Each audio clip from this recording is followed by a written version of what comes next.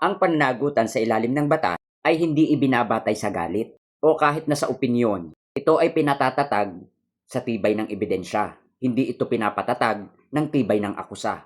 Ang isang akusado ay mapapatunayan hindi sa yaw-yaw, hindi sa opinyon, hindi sa chismis. Mapapatunayan ito sa mga dokumento at ebidensya patungkol sa mga iniaakusa nyo. Hindi ito paingayan, hindi palakasan ng boses, hindi pasikatan, at hindi kailangan gumamit ng mga trending material para lang makakuha ng atensyon at magmukhang totoo kahit wala namang sapat na ebidensya patungkol sa inyong mga akusasyon. Ang akusasyon ay mananatiling kasinungalingan hanggat walang matibay na ebidensya para patotoohan ito. Ang usaping ito ay may mga pinagmulan. Yung bang pinagmulan ng mga paratang, ang mga alegasyon laban kay former Speaker Martin Romualdez na umiikot umano sa flood control controversy. Ngunit sa legal at institutional review, malinaw na walang ebidensya, walang patunay, walang mga dokumento. Merong sumulpot na testigo na ngayon ay nagtatago na. Kapag ang sinungaling ay hindi marunong magtago ng kasinungalingan, lalabas at lalabas sa mismong bibig nito